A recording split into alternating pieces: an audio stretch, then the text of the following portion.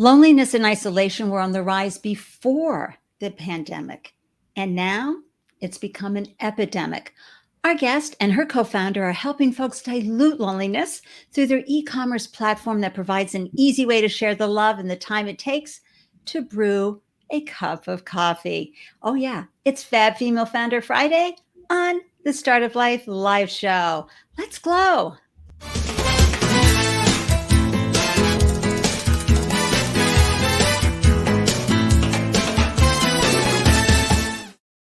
Hello, everyone, and welcome to the Startup Life live show. I'm your host, Ande Lyons, 4 times founder and startup champion to founders around the world. And after raising 4 businesses of my own, I now share founder startup stories to help newly minted founders find the solutions and inspiration they need to succeed. And I'm so grateful you carved out time to tune in and up your founder game while cheering on a fellow founder. A new resource, tool, solution. You never know what you're going to hear, learn, be inspired by to help your journey, right? By hearing someone else's startup stories. And if you're joining us live today, let us know you're here. And please don't hesitate to ask questions and share your insights in the comment threads. And ditto for you, my wonderful replay viewers. I'm so happy that you tuned in as well. And hey, whenever you want to receive an alert whenever we post a new show, please join the Startup Life Live meetup group. bit.ly/Startup Life Live. Live is in all caps. And for you viewers here, you can just scan that QR code and you'll receive an alert whenever we post a new show, which is usually most Tuesdays and Fridays here on your favorite platforms. If you resonate with the show's mission of amplifying diverse founder voices while serving first-time founders around the world, please reach out to me to learn more about how you can make a greater impact on the startup ecosystem through sponsoring the Startup Life live show. You can find me, Ande, at andelyons.com. And thank you for sharing your love on this video whenever you're tuning in live or via replay, because this video is live and archived on LinkedIn, Facebook, YouTube, Twitch, and Twitter. And when you click on that like button, or if on Twitter you share a retweet, you're sending it out to your community, and you never know who might be tuning in and who could benefit from hearing this founder's journey and her startup stories. Okay, so thank you for that. And for you YouTube viewers, I'd be so grateful for a subscribe. Okay, thank you. Again, it really helps us reach more founders, thereby maximizing their joy and minimizing their heartache. So thank you for hopping in and joining me with that. I am so excited to introduce you to our guest, Julie Schechter. A Harvard graduate, Julie soon discovered practicing law was not her calling. And so instead of hanging out in the pain, she pivoted a few years after graduating into entrepreneurship. So let me just pull up this right here because I want to talk a little bit about her phenomenal e-commerce platform. So today, Julie and her co-founder, Monika Shah, are helping folks share the love through their e-commerce platform, Small Packages, a curated care package company that sends major love in just 5 minutes. It offers pre-curated care packages based on different occasions, from breakups to new babies, and the other day for dogs, for International Dog Day. And each box type comes in 3 different price points, so you can choose one that fits your budget. I am so excited to learn more about Small Packages and to hear Julie's story. So come on, let's bring her into the room and welcome Julie Schechter. Hey, Ande. Thanks for having me. Thank you for joining me on the show and being willing to come on and share your startup stories and your phenomenal background and the amazing things that you are doing to, dilute loneliness. Loneliness is going to take a while, right, for us to solve that problem. But what you're doing is making it so easy for us to stay connected. I want to say hi to a few of our live viewers this morning. Hey, Goddess Mia, so great to see you. I know you just came off a wonderful trip in New York City, which is where you're from. Are you from New York City itself? Julie? I'm originally from LA, but I've been a New Yorker for a while and love both very much. Oh, that's great. Love that. Thank you, Ms. Mia. Mia has a phenomenal podcast, everybody. Hop on Spotify or iTunes or wherever you listen to podcasts and search for Shit We Don't Talk About, because she has those tough conversations we need to have more of. She has a great ability to bring out incredible conversations around tough topics. So thank you for that, Mia, who is double dipping today. She was watching on LinkedIn and on Facebook. You know, you can do that here at the Start of Play Live show, which I love. And Brent, so happy to see you from Ottawa, Canada. Always grateful for your tuning in and amplifying the show and the work that's being done here. You're amazing. And Brent says, welcome, Julie. Hello. So that's great. So raised in LA, and then you came to the harsh winters of the East Coast. Bless your heart. It took a while to adjust, I have to admit, but I think I have it under control now. Well, and then you lived in my neck of the woods, right? Because you went to Harvard Law School. So you learned how to pack your car in Harvard Yard, right? Didn't drive while I was there, but I managed to figure it out anyway. Oh my gosh, that's wonderful. And you know, we were just driving down Memorial Drive the other day and just looking across the river and seeing, you know, Harvard and MIT. It's just, Boston is such a beautiful city, everybody. I hope you all get to see it. And speaking of LA, Alyssa, how are you? So good to see you. And thank you for your kind words. Your voice, Alyssa is saying to me, folks who are listening on the podcast, your voice always gives me a lift. I am so grateful. It's like the nicest thing you could ever say. Thank you, Alyssa, for that.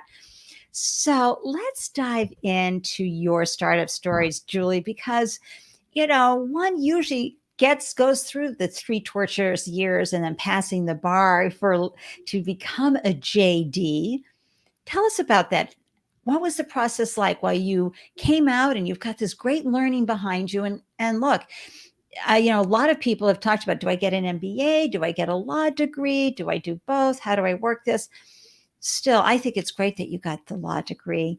Tell us about how it was like practicing law and when you realized this isn't really my passion. Yeah, it was an interesting process to go through. So I loved law school. I like to say, you know, my brain grew 3 sizes while I was there. But when I graduated, I realized that being a lawyer is just a slightly different thing than being in law school. And the creativity and the advocacy that I was looking for, you know, probably wasn't what I was going to find in that particular role. And so even though I think law is an incredibly noble profession, and I have so many friends who are still lawyers and doing amazing, wonderful things, I was looking to be able to build something of my own. And so that's why I decided to strike out on my own into entrepreneurship. So let's talk about your first gig, because was it a gig? I call it, that's so sad. Your first business, but was it an idea that you did? Well, I can't even imagine someone practicing law and doing a side hustle, but talk a little bit about when you first dipped your toe into entrepreneurship. Yeah, absolutely. So before I was a lawyer, I was a ballet dancer. And that was what I was doing, you know, throughout most of my childhood. I started dancing when I was 3 years old, primarily ballet. And so when I left law and was thinking about what I might want to do next, you know, dance and physical fitness have always just been such a huge part of my life.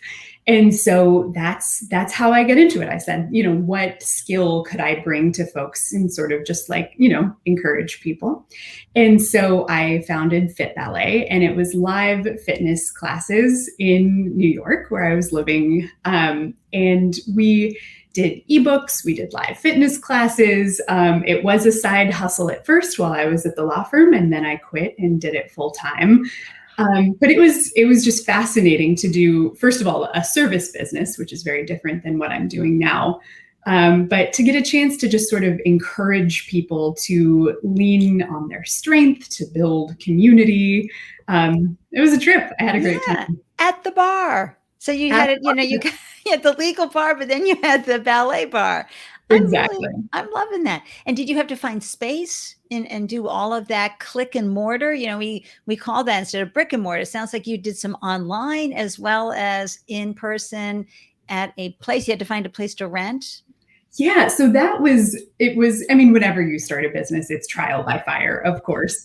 But this was particularly crazy because we were trying to do live events in New York City, and I, hadn't sought any investor funding or anything like that. So what we did was a pop-up model. So I would source different spots around the city and find yoga studios or other performing arts places that had space that they weren't necessarily using all the time. And so we just kind of went in there and used some downtimes to start holding our classes.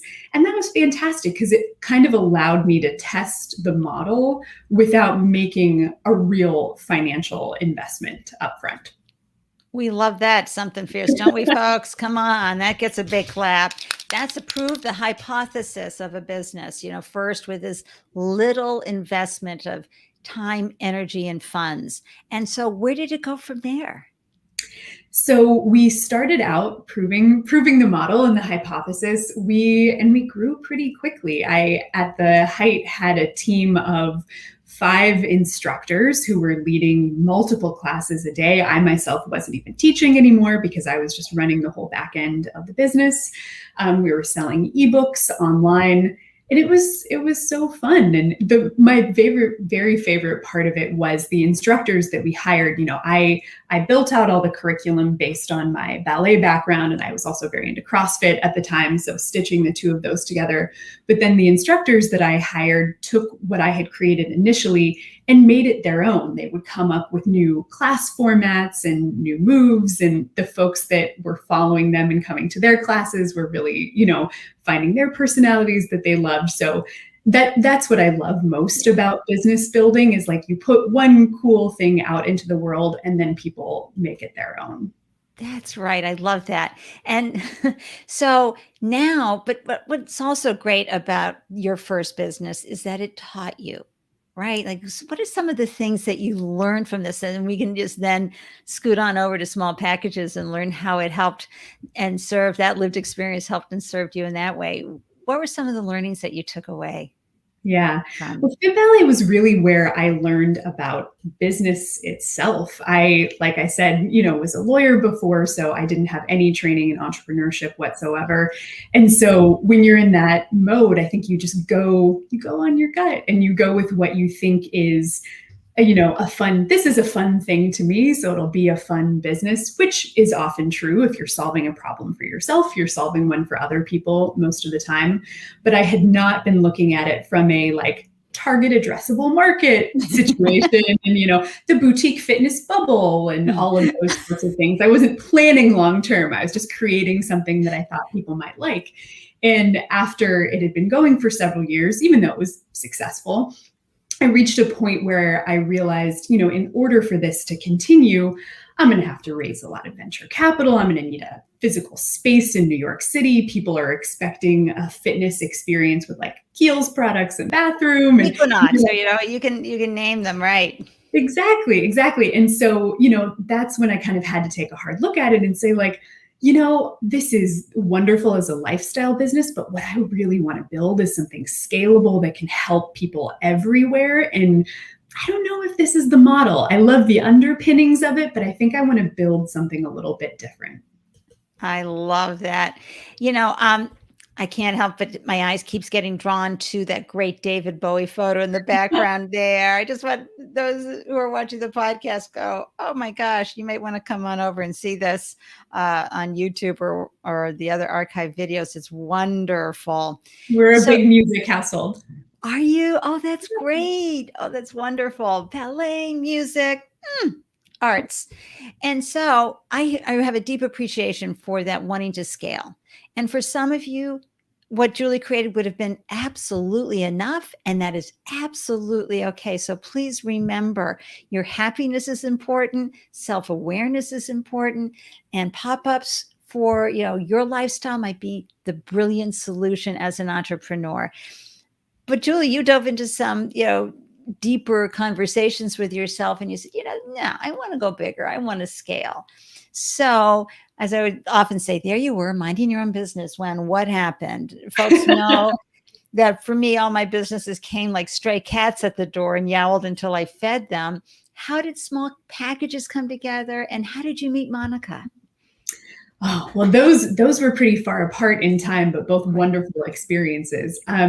The small packages came about because, like I said, I was running fitBallet and wanted to build something more scalable. So I closed that down and was sort of thinking about my next idea, and was actually, at dinner with my partner, and he said, all right, well, what do you think you might want to do next? Like, wave a magic wand. Like, what would be the thing that would bring, you the most joy, that would bring other people the most joy? And I said, well, just sending care packages to everybody in the world, like sort of being a little facetious about it. And then he said, well, why not that? Like, that's a business. And it's something that I and all of my friends have always done because we've been so spread out all over the world over time. Oh, no kidding. So like finding a unique product and popping it in the mail is something that you were used to doing? Exactly. So, we've been so scattered for so long, grow up in LA, go to grad school in Boston, everybody is always all over the globe. Mm-hmm. So practice that was within our friend group. And so I thought, oh, that's like kind of a very interesting idea. And then I started doing some more research on the loneliness epidemic. Yeah.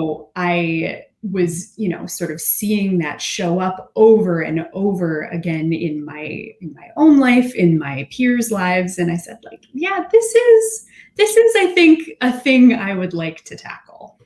Now, what time period are we looking at? Where are we at? Like 2019?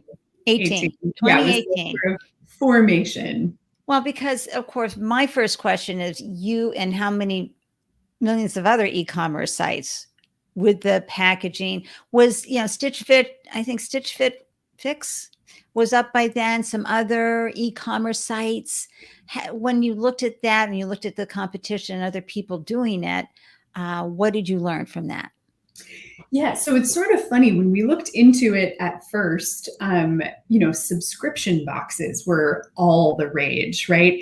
And so I said, I think I probably want to stay away from that market because it's so saturated. And so we'll create one-off products, right? We won't ask people to buy into months and months of doing something. We'll just say, when somebody in your life is going through a breakup or having a new baby or something, we'll have the perfect thing for you to send to them. So that way, instead of competing with all of the, subscription boxes out there, we'll be more like, a flower company or a chocolate company that's there when you need them, but you don't have to make a balloons. Yeah. I love that. Yeah. So, because, folks, I just bring that up because having a passion for a circumstance out there, in this case, loneliness, and wanting to solve that problem, giving people an opportunity to connect is a noble idea. Okay.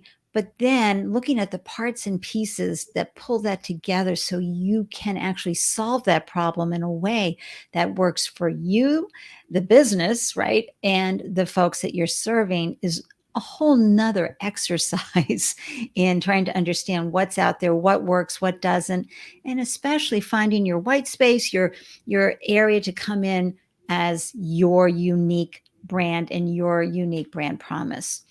So, which leads me to the next question, which is now you're looking at e-commerce, and you had dabbled with fitBallet in selling ebooks, so you knew about moving products online. Had you had any exposure to e-commerce platforms?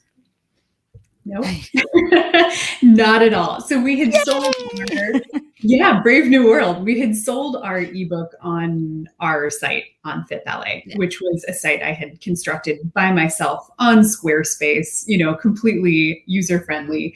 And so this was an entirely new learning experience. How do you display actual products in a way that make them attractive to the viewer and to the buyer? How do you do customer acquisition in a way where you're not actually in front of people? It was a whole new Brave New World for me.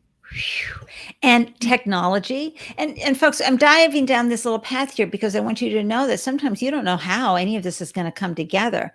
But one thing I can tell you to be true about founders, they are problem solvers. Am I right, Julie? You are totally right. It's a funny thing. I think often people think of founders as folks who come into a situation with a lot of background knowledge. And often that's true. You might have been an engineer or a marketing person before, but I know a lot of other folks who are exactly like me, who just attended the University of Google and getting things off the ground. And that's the beautiful thing about being an entrepreneur right now, is like literally anything you can learn online. And then once you have enough money in the bank, you hire a person who knows what they're doing to handle that for you. But you can at least get, the rudimentary skills from research. That's right. And you can find out. And then, and it's because I don't want any of you to stop an idea, not pursue an idea because you think you have to know how it's going to get done. You can start pulling on threads, talking to people. And look, an investor may, and if you're raising money, an investor may say you have a lousy founder market fit, right? They love to invest in founders that already have great experience. But you know what? I go back to what Damon John says, which is, you know what? I'm investing in the founder's ability to solve the problem. They may not even solve it for this business, but I will invest in them again because I know they will figure it out for the next. That's who I'm investing in. So please remember that when you're pitching to investors, everybody, remind them that, hey, you may not have the founder market fit, but boy, do you have a tenacious, persistent, and resilient personality. And there's no doubt in your mind that you will figure it out and attract the right people, blah, blah, blah. So anyway. Thought I'd throw that out. And yes, Alyssa, that's a great idea. Let's start an emergency response consulting firm. I love that idea. I think that's like one of the most important things, is like having your own interpersonal, emergency consulting firm of people you can. Alyssa, we got to talk. That is a great idea. And I love the fact that it's SOS, right? Emergency response.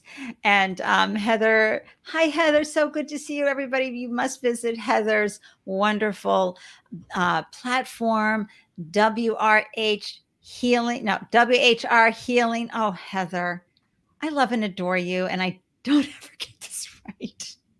I'm sorry. She's an amazing life coach, spiritual coach, and has incredible products. And you will love just even knowing this woman who used to have a really big smarty pants operations job for a national company. And, to see her soaring this way is so lovely. Hey, Beth Sanders. Oh, I love this. Beth Sanders, folks, is the founder of LifeBio. Yay, Beth. We interviewed you a year ago. So happy to see you. Everybody go see LifeBio because they pulled together a wonderful digital memory of persons who unfortunately have lost their memory in their memory care facilities. How cool. You talk about loneliness, right? Beth has a nice little stream of loneliness on her platform as well, in addressing it, especially for our elders. So Julie, Beth, connect, have a great conversation. I would love to. And see, this is Alyssa. She's already on top of it. Great. I'll set it up on Stripe Atlas today. Woo! We're going to get to an emergency response consulting firm for founders. And Beth, Beth had to figure it out because when she launched LifeBio, it was a scrapbook, right? And then she had to figure out how to bring it digitally. And that's what you had to do. So how did you find the technology part of it? How did you find a CTO, so to speak, who was going to help you make this happen? Well, I mean, like with anything, right? Like you just start small and build. So when I was first launching the site, I reached out to folks that I knew who were in technology. I think everything in some way comes through your network. So I reached out to the folks that I knew who had some experience in that realm. And I ended up working with a group of female developers in Pakistan. They're called HerDomain. I highly encourage anybody who's getting set up for the first time to reach out to them. They were wonderful to work with. And we stuck with them for several years, actually. They were very flexible and helped us grow. And I think that's really important if you are a non-technical founder and you have a tech-enabled business, to have somebody on your team or that you work with that can translate for you, right? And help you understand. Oh my gosh, I'm like all over this. Is it HerDomain.com or co, or I'll find it, everybody, and I'll have the link. Yeah, I'll have the link in the show notes. I love that something fierce, because especially today, you know, we want to give these women incredible support. Oh my gosh. And hey, Beth, love what Julie is doing, a smart founder. I agree. Loneliness. Absolutely. And Brent is saying, great idea during COVID. Oh yeah. Oh yeah. So you figured out the technology part, but where were you going to put your e-commerce site? You know, lots of folks go right into Shopify because it gives them great numbers, et cetera. Is that what you did? It is what we did. Yeah. Shopify is just so plug and play. And, you know, like I spoke about before, sort of testing things before you fully commit. I wanted to do that with this too, right? Rather than build out some completely bespoke site with tons of funds. Wanted to just try out this solution that was already ready made. And honestly, it still serves us very well to this day. We may move on in the future, but for the moment, it's working really well.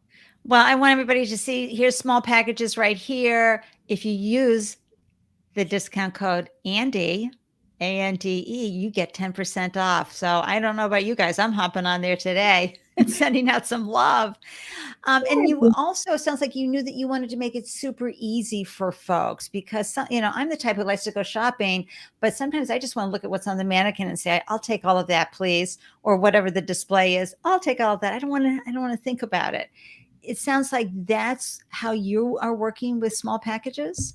Absolutely. So one of the things that we knew we were solving for people is the disconnect and sort of last mile between, I care about this person and I want to reach out and I want to do something that's going to make them feel good, and I have no time and I am overwhelmed and I don't really even have any idea how I'm going to get to the rest of my to-do list.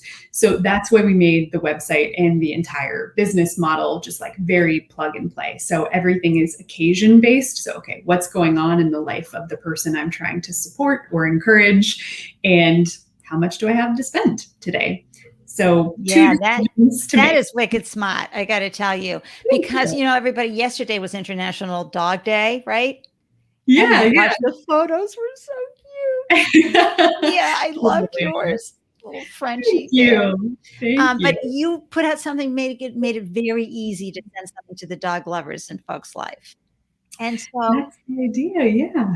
Yeah. And how can you be so responsive? I mean, how do you plan months in advance to have products on hand to pull these packages together for those events? We do. So we have a pretty intensive product sourcing process. Mm-hmm. You know, we work almost exclusively with other small businesses, mostly women and BIPOC owned businesses, because we like to work as a discovery platform. So not only is somebody getting a box that's going to bring them a lot of joy, but they also are discovering these brands. Oh, I love this chocolatier from Georgia that they might never have come across otherwise. So we do plan very far in advance, but we also are a small team, which means we're really nimble. So, for example, during COVID, when everybody was A, stuck inside, and B, canceling their weddings or postponing them, you know, we were able to sort of look at the inventory we had on hand and sort of like reorganize and market boxes that were specifically for those events, so that people just didn't have to think about it. Oh, I want to show support to this person I love that's having to postpone something. Here you go. Takes 2 seconds. Love, love, love that. And so, but you still had to get those first few customers on board. What was that like? Like, how did you get those first buyers? Yeah. So we launched our business with an I Fund Women campaign. Oh, great. And I can't say enough good things about that organization. I'm still very close to them today.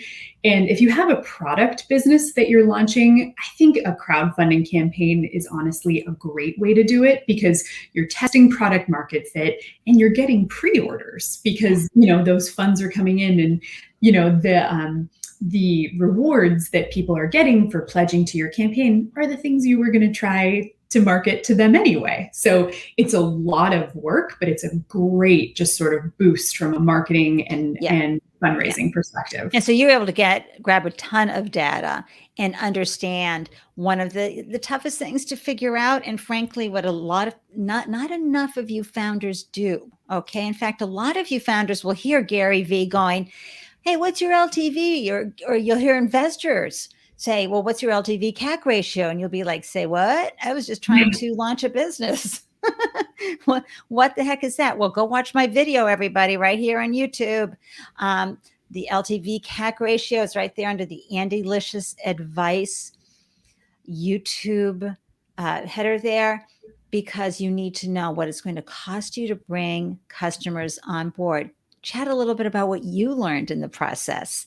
Absolutely. So one of the things that we learned was around pricing strategy. So when I was, first going into this, like, we didn't really know what we were going to price our products at, right? We knew that we were going to be able to get wholesale and hopefully then at cost, and then be able to combine those products to give people something that would really surprise and delight them.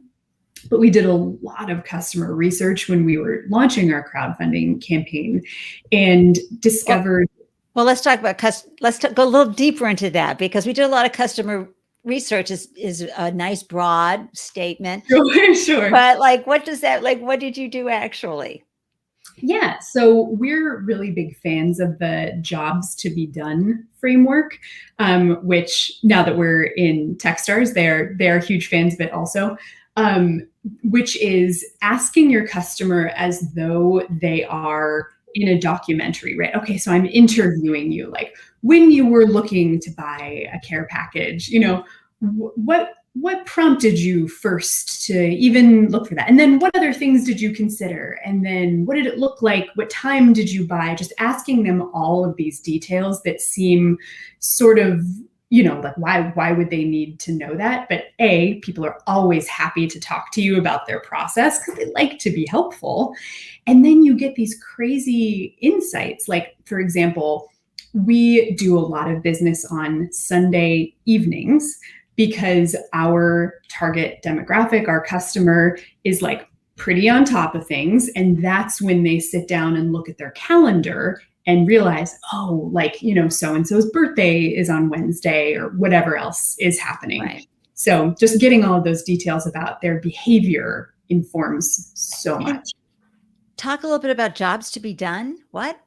Yeah, so it's I certainly did not make this up. This is there are lots of Harvard Business Review articles and everything, but it's just a framework for interviewing your customer and figuring out what job they, quote unquote, they are hiring your product to do. So, even though you think someone is going to come to me for this purpose, et cetera, sometimes you find out that's not actually the case, and they're hiring your product to do something completely different. And then you can shift your pricing, your marketing, et cetera, to better serve and access those people.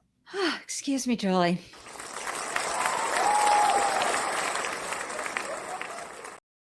I had to fan myself, everybody. That kind of talk really turns me on. And here's why. Your success as a founder is really based on your understanding of your customers, your consumers, and their buying habits. Yeah. So can you just say that question again? What is this? What is the customer hiring this product to do? Exactly that. Okay, just put that into your strategy, everybody. That is beautiful, and it's absolutely delicious. It's Andelicious, and it gives you such valuable information. Also, we tend to think that people are going to be too busy to answer our questions. So, Julie, I love that your experience was that everybody wants to be helpful. If you frame what you're going to go do to get that into that, everybody wants to be helpful. I bet you get better responses. Yes? I think that's true. And we always frame it with our customers, who we are totally obsessed with, as you are one of our best customers. We're looking to understand more about you. Then people really want to talk, right? not like, can you take this survey, but are you willing to tell me more about what And you did this not electronically with a Survey Monkey. You did it with like actual calling people? We've done both. Yeah. But I find that surveys don't work super well for the jobs to be done piece, because you're really asking people a lot of open questions. Yes. And that's hard to address on surveys, which people are trying to like fly through and get back to their day. Yeah, I love that. Thank you, Alyssa, for putting up the URL, smallpackages.co, with the Facebook viewers there. And she's saying, I need a Grandparents' Day box. We are always looking to expand, and we have so many things in the pipeline that we'd love to get to, believe me. You'll get there. Then Mia, she just went right there, grabbed the URL, shared it with everybody, and said, I love that candle, and what a cute pup. Yay. Yeah. And thank you for this comment too, Alyssa. Big insight that in Alyssa's business is ArcVita, and everybody, anyone who is in a job and not feeling really satisfied and knowing you could be doing more and being happier at it, go visit arcvita.com. Alyssa's business helps folks land in a space and place where they feel honored, feel great, and showing up every day as an employee and part of a team. And she helps you identify that. The platform helps you identify the best fit for you, because we want people happy.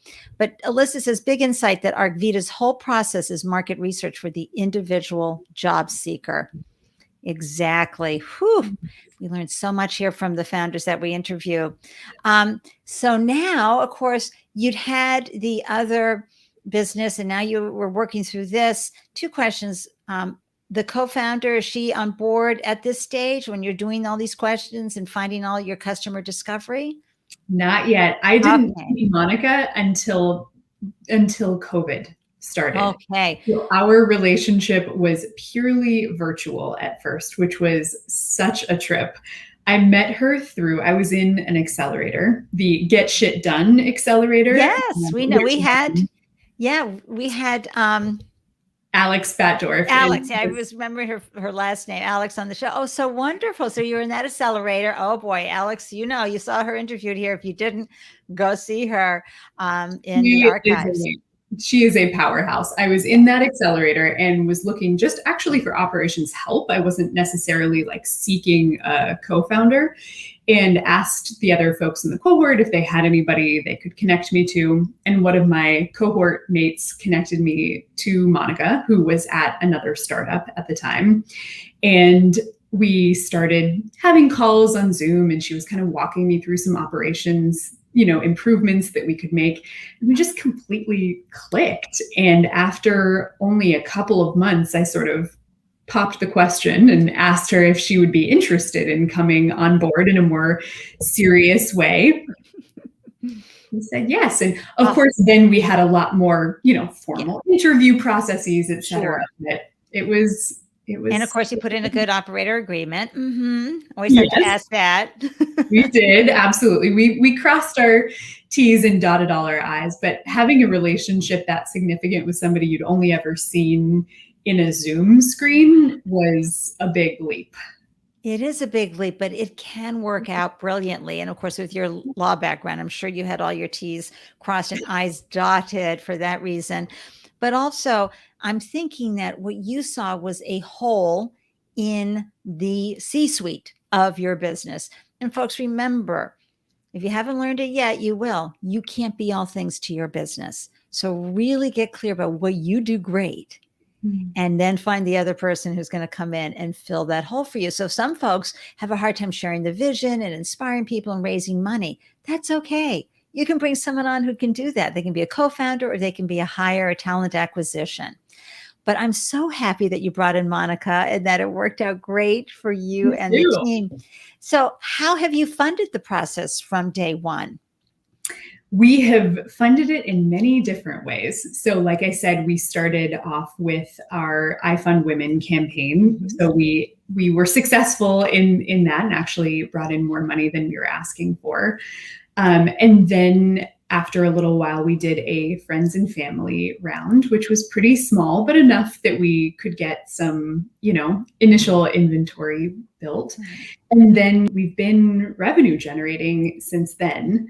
And now, actually, we are in Techstars to build out the new technical component that we're expanding into, and we'll be, dipping our toes into fundraising for the first time. Wow, that's wonderful. Be sure to visit Scroobius, okay? I'm just going to put this up here for a quick, just to remind everybody, if you're raising money, hop on over to Scroobius, bit.ly/SLS, capital, lowercase CROOBIOUS. Link will be in the show notes. Here's what Allison and her team do. They help you prepare a video pitch, and they make sure your pitch deck is brilliant, and they help in some investor introductions as well. Phenomenal organization. Just putting that out there because she's a fave of the Startup Life Live show. That's great to know, because what you have done really well is you created value for your business through traction, Julie. And a lot of times people want to raise the money and then build traction. Well, guess what? You're going to give away a lot of your business for that. And by building, traction, you're creating the value through your blood, sweat, and tears, of course, and a little family round or a crowdfunding campaign, or for some folks, a Reg C equity crowdfunding campaign works really well too. But the traction keeps the value in the company and creates a better valuation when you go to raise the funds. So good job to you and Monika. Thank you. Thank you. This is just so exciting to hear how you're doing and how you're building this wonderful platform. And I didn't say it earlier, but congratulations getting into Techstars. Are you Techstars New York or? We are in Techstars, Iowa, actually. And that was my first time ever going to Des Moines, and the program staff have just been absolutely wonderful. And we've been growing like crazy since getting involved. So this is a heavy inventory company. Okay. And folks, if you haven't learned LIFO, FIFO, and all of those things in accounting, it can be pretty tough. And a lot of money sometimes needs to be spent and invested on making sure products. Please share with folks some of the wins and some of the fails that you've had as you've built out this part of your business model with small packages. Yeah, it really is a whole different animal. Like I said, I started out with a service business, so a product business was a completely different thing.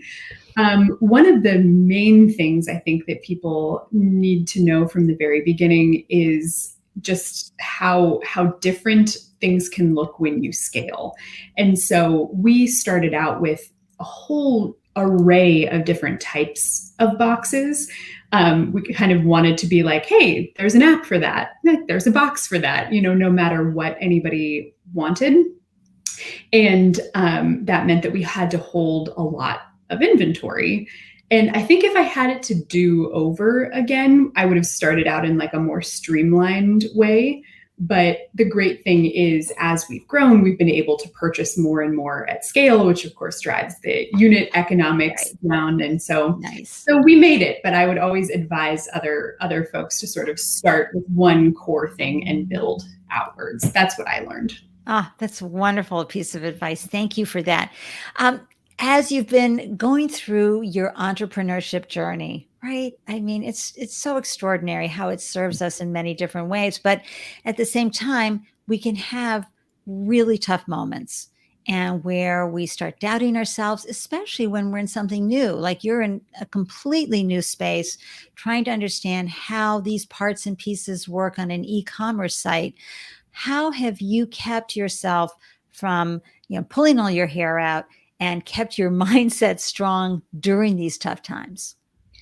I think it really comes down to the people that are around you, honestly. I have what I call my personal board of advisors, which are, my parents and a couple of other folks that have just been with me through both businesses, through law school, et cetera, and just know me extremely well.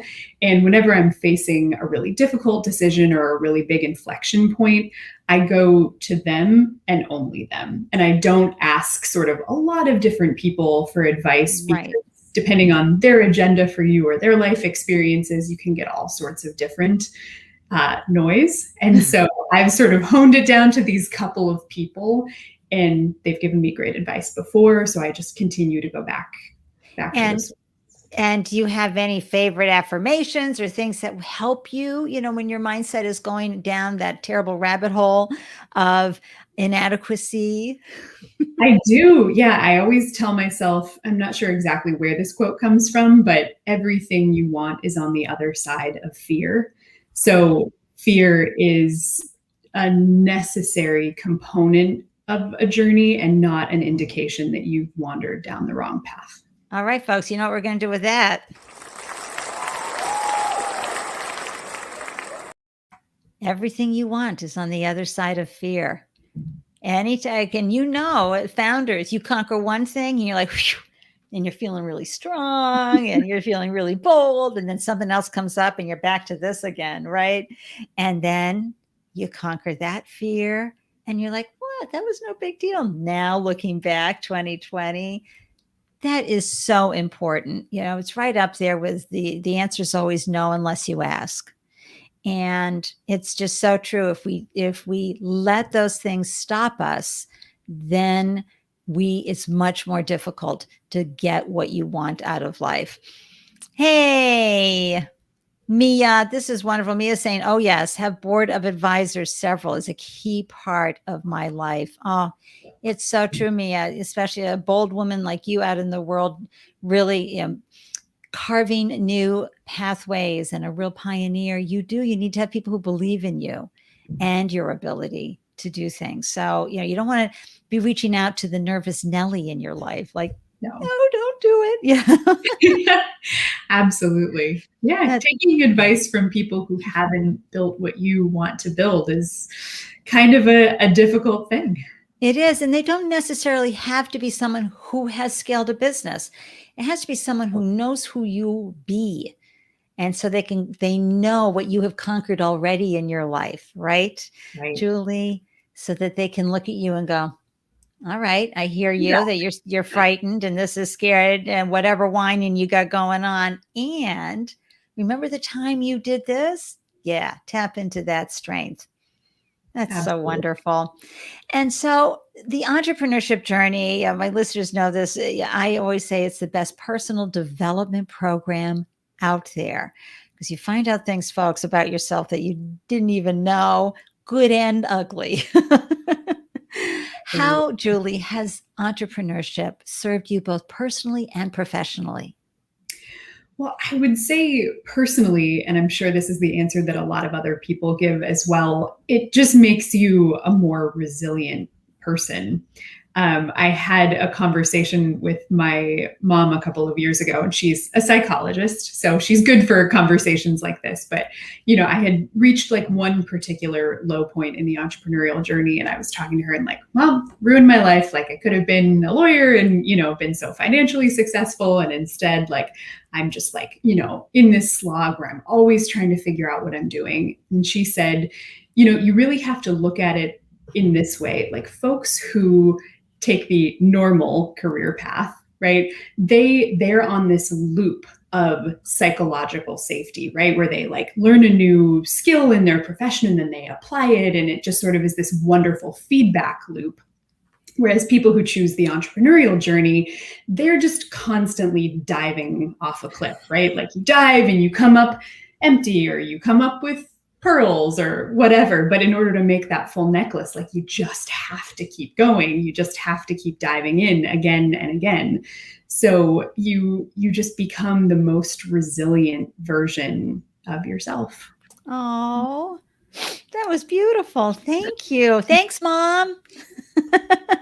Really, Really good advice. And boy, do I love that, build that necklace, that pearl necklace, by being willing to dive in again and again. And you do, folks, you newbie founders, you do get resilient. It's amazing how the muscles actually build, and your tolerance for uncertainty really grows. It's amazing. So what are you working on right now with small packages? Is that's really hard, that perhaps the Startup Life Live community could help you out with, open doors, maybe add some wind to your sails? How may we serve you? Oh, thanks, Andy. Well, what we're really excited about right now is that we are building out a new tech tool to serve our current and hopefully future customers even more.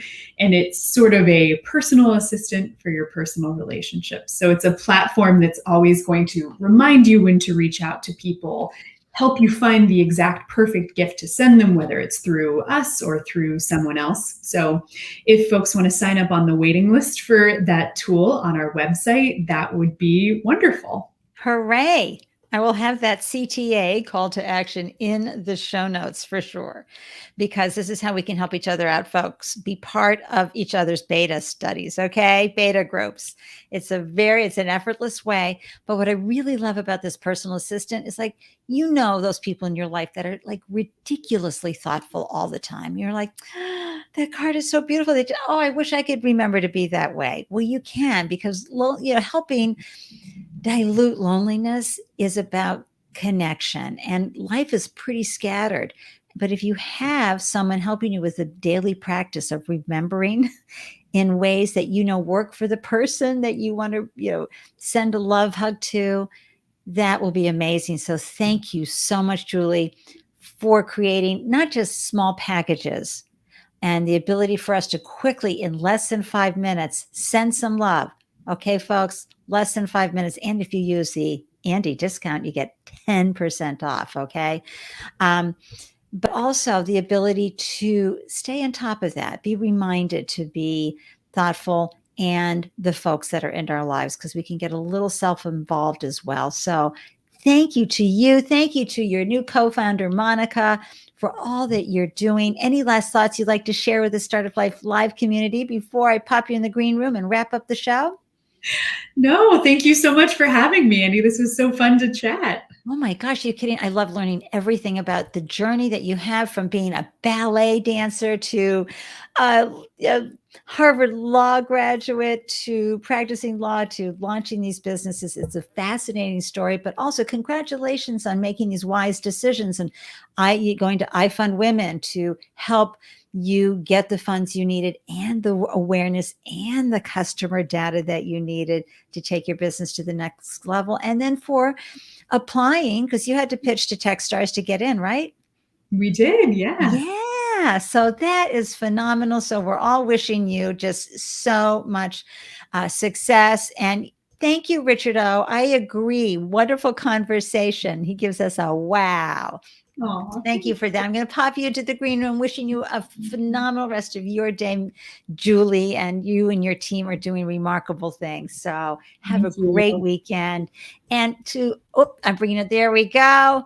To all my viewers, I am so grateful that you tuned in. We learned a lot from Julie, right? I mean, when you think about what it takes to launch any kind of business, but the big takeaway for me is the jobs to be done, and the question to ask, like, why am I hiring this? Like, what is this product, this service going to do for me?